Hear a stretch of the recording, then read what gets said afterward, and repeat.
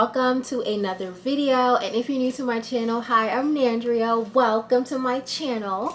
As you guys can tell by the title of this video, today's video is going to be about conferences. It is finally conference season, y'all. I am so excited. This year I'm only going to one conference because I've been going to multiple conferences every year since I started grad school. Your girl is a little bit burnt out, but this one conference is going to be super fun, so I'm really excited about it. So that's why I wanted to make this video today. I know a lot of people, this might be their first conference season. Sometimes if you've been grad school for a while or even just doing research for a while, this might be your second, third, fourth conference season, whatever it is. But I thought this video will be great to kind of give some tips and advice for those who are looking to always better their conference season. So if you're new to my channel, make sure to hit that subscribe button because I will be coming up with a lot of grad school related content.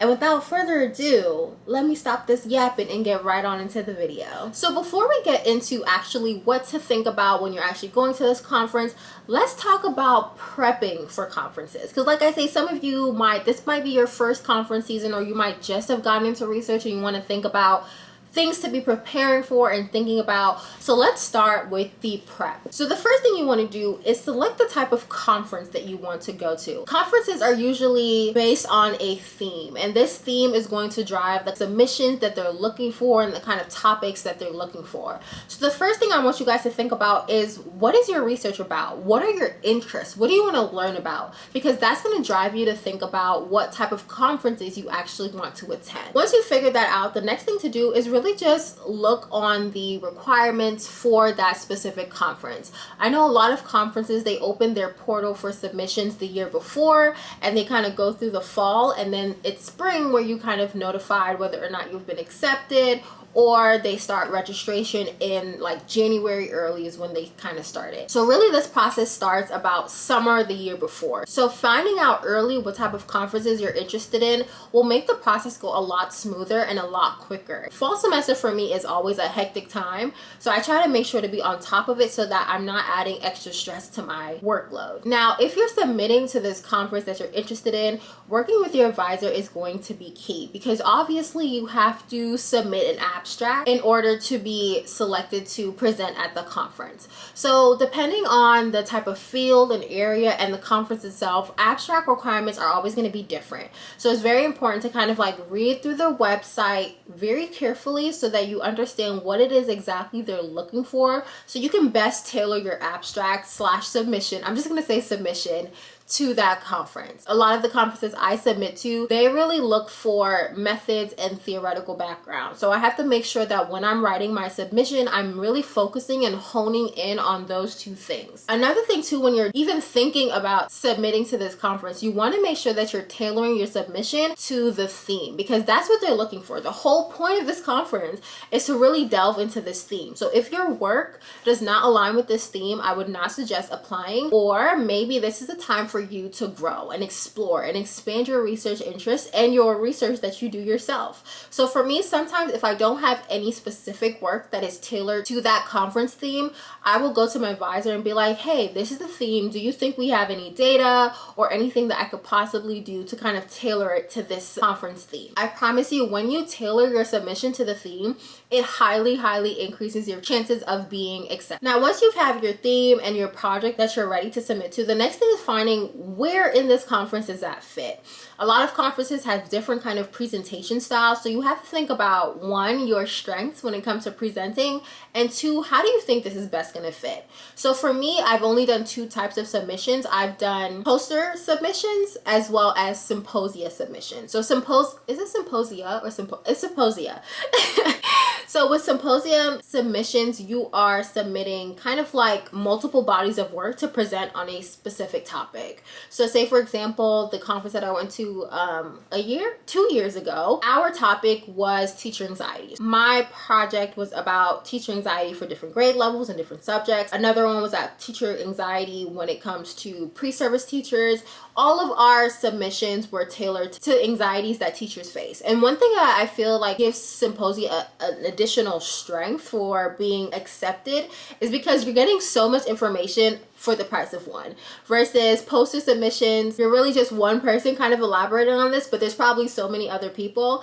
But for this one, it's like a whole session and you guys are all talking about the same thing. So it's like you're getting a bigger bang for your buck. Thinking about what type of presentation you want to do at the conference can also help you further tailor and also strengthen your submission to the conference. Okay, so now we have picked the conference that we want to go to. You can also go to conferences without even actually presenting there, because this is going to go into my next point. Conferences serve as a perfect opportunity for networking. Networking at the graduate student level is so important because it helps you really build that connection for after graduation. One of the students in my lab, she was able to find a job opportunity in Europe because of some connections she made at our conference that we go to every year. So this is just another kind of great thing about conferences. Not only are you presenting research and learning about research that people are doing, but you're able to build this connection and learn about opportunities, career advancement, professional development, in addition to what you would get as your own program. More is always better than less. So I would definitely say when you're going to these conferences, try and plan ahead. Think about the types of sessions that you want to go to. Think of the type of workshops that you want to go to. And also, because they print the schedule beforehand, think about some prominent researchers. There's always going to be a couple, a few, a ton of researchers in your field that are probably going to that conference. So try and find a couple of researchers that you feel will be great to talk to and learn about their journey to where they are now, maybe offer some advice for you, and also just really networking with other graduate students, because you guys are all in the same kind of space or time in your career. So you can also grow together. You guys can share resources. You guys can share connections. So thinking about all that stuff will really help with preparing for when you actually are at that conference, because once you get there, it's really go, go, go. Conference schedules are usually packed to the brim. So when you get there, trying to do all of that can sometimes be a little bit overwhelming. So I highly recommend looking at the conference schedule beforehand and just highlighting things that seem so interesting to you and try and figure out how to tailor a specific schedule so you can get all of it throughout those 3 days. The last thing I just want to talk about is to have fun. A lot of people think conference is a little bit daunting because, you know, you're presenting your research to a broader audience and it's not just your advisor or your immediate circle that are giving you feedback, but it's going to be other researchers. But I say that is just such a small part of conferences. On top of that, you're also going to be in a different city. Go have fun. Like, yes, you're there for the conference, but the conference is usually from like 8 in the morning to like 5 in the afternoon. What are you going to do with the other, depending on your bedtime, other 5-6 hours? There's so much time and opportunity to go and explore the cities. And once again, this kind of builds back on what I was saying about building your network. Invite someone to go with you. This could be your lab mates. This could be other researchers that you see. You can invite them to go for a coffee or go for a drink.